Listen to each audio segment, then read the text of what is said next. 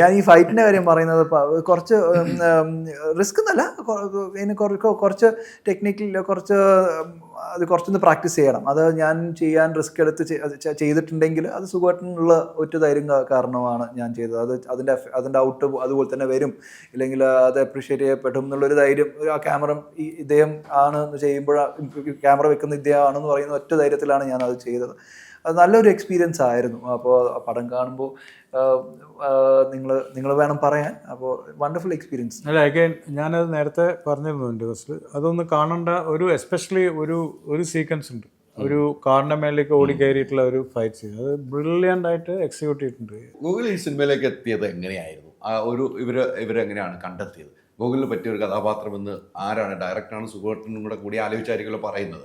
ഗൂഗിളിനെ ഞങ്ങൾ കണ്ടെത്തിയതല്ലേ?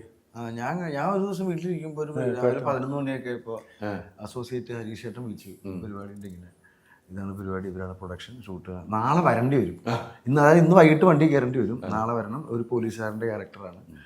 അപ്പോൾ ഞാൻ എൻ്റെ ഗെറ്റപ്പ് ചേട്ടാ, അപ്പോൾ ഞാൻ വേറെ സിനിമയ്ക്ക് വേണ്ടിയിട്ട് ഇങ്ങനെ മുടിയൊക്കെ മുട്ട അടിച്ചിരിക്കുകയായിരുന്നു. അപ്പോൾ ഞാൻ അയച്ചു കൊടുത്തു, അവിടെ ഗെറ്റപ്പ് ഓക്കെ ആണ്, ഇപ്പോൾ ഒരു അങ്ങനെ പറഞ്ഞപ്പോൾ സുഖേട്ടനാണ് ആ കുറച്ച് ദിവസം ഷൂട്ട് ചെയ്യുന്നതെന്ന് പറഞ്ഞു. പിന്നെ ഞാൻ വേറെ ഒന്നും ചിന്തിച്ചില്ല. ഒരു പോലീസുകാരൻ എന്ന നിലയിൽ ഇതിനു മുമ്പ് പോലീസ് വേഷങ്ങൾ ചെയ്തിട്ടുണ്ട്. നമുക്ക് എടുത്തു വെച്ച സിനിമകളൊക്കെ പോലീസ് വേഷം. ഇതിലൊരു നമ്മുടെ വേഷം എന്ന് പറയുന്നത് നമുക്ക് ഇവിടെ തൃപ്തിയാവുന്ന ഒരു വേഷമായിരിക്കില്ല ഈ പോലീസ് വേഷം.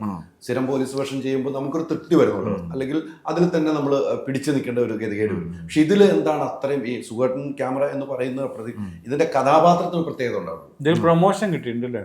പ്രൊമോഷൻ കിട്ടിയിട്ടുണ്ട്. മറ്റു ഇപ്പൊ ഇതിനുമ്പോ പോലീസായിട്ട് അഭിനയിച്ചത് ഉണ്ടയിലായിരുന്നു. ഉണ്ടയിൽ കോൺസ്റ്റബിൾ ആണ്. തുണ്ടില് പിന്നെ ഒരു ഡോഗ് സ്ക്വാഡിലെ പോലീസുകാരനായിരുന്നു. ഇതിനകത്ത് എസ് ഐ ആണ്. അടിക്കുന്ന ആളുകളുണ്ട്. ഇടയ്ക്ക് ഒന്ന് സോറി, ഹരീഷ് വളരെ സ്ട്രോങ് ആയിട്ട് ഗൂഗിളിന്റെ കാര്യം പറഞ്ഞു. അസോസിയേറ്റ് ഹരീഷ് കൃത്യമായിട്ട് പറഞ്ഞു. ഹരീഷാണ് ശരിക്കും കോൺടാക്ട് ചെയ്തല്ലേ? ഹരീഷാണ് എന്നെ വിളിച്ചത് ആദ്യം. അതിന്റെ പ്രൊമോഷനോട് കൂടി തന്നെയാണ് വിളിച്ചത്. അതാണ് അതിനകത്ത് സുഖം. പിന്നെ എല്ലാ പേരിനേക്കാളും കടിച്ചാ പൊട്ടാത്ത പേര് ഭയങ്കര ക്യാരക്ടർ, ജീവിതത്തിൽ മറക്കാൻ പറ്റാത്ത ഒരു ക്യാരക്ടറിന്റെ പേര് സിനിമയല്ലേ അദ്ദേഹത്തിന് കിട്ടിയത്. പേര് ചോദിച്ചു.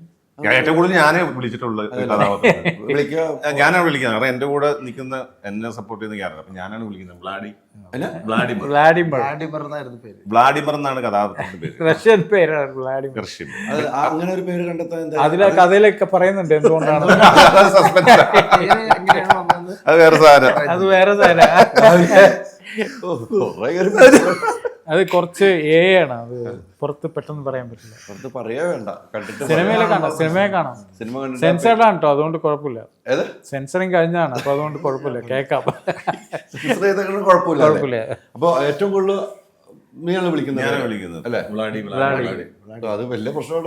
എന്റെ കൂടെ കട്ടക്കുന്നതാണ്. അത് എല്ലാ ഇമോഷണലും ഞാൻ പറയാൻ പറ്റില്ല. എല്ലാതരം വിളിക്കുന്നു, എല്ലാതരം എല്ലാ സമയത്തും വിളിയുണ്ട്. തമാശക്കും വിളിക്കും, സീരിയസ്ലി വിളിക്കും, കളിയാക്കി. എപ്പോഴും ബ്ലാഡി തന്നെയാണ് വിളിക്കുന്നത്. കാരണം അവിടെ കട്ടക്ക് നിൽക്കുന്ന ഈ കഥാപാത്രത്തിന്റെ അതല്ലേ. യഥാർത്ഥ നിങ്ങൾ രണ്ടിന്റെയും ഫൈറ്റിനെ കുറിച്ചാണ് ഞാൻ സംസാരിച്ചത്. ഞങ്ങളുടെ ജീവിതത്തിൽ ഒരുപാട് ഫൈറ്റ് ചെയ്ത ആൾക്കാരാണ് ഇവനെ. ഇത് ഇവന്റെ സ്ഥിരം നമ്പറാ.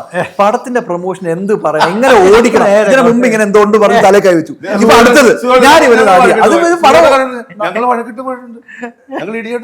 25 കാറുകൾ, 30 സ്കൂട്ടറുകൾ, 30 ഗോൾഡ് കോയിൻസ്, 60 ഇന്റർനാഷണൽ ട്രിപ്സ്, ദിവസേന 1 ലക്ഷം രൂപ, 25 കോടി രൂപയുടെ ഡിസ്കൗണ്ടുകളും സമ്മാനങ്ങളുമായി മൈജി ഓണം മാസോണം.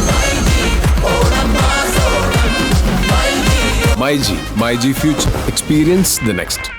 പൂവ് പോലൊരു പുട്ടുണ്ടേ അജ്മിയുടെ പുട്ടും. വിളമ്പാം നല്ല വിശേഷം. അജ്മി സ്റ്റീം മെയ്ഡ് പുട്ടുപൊടി.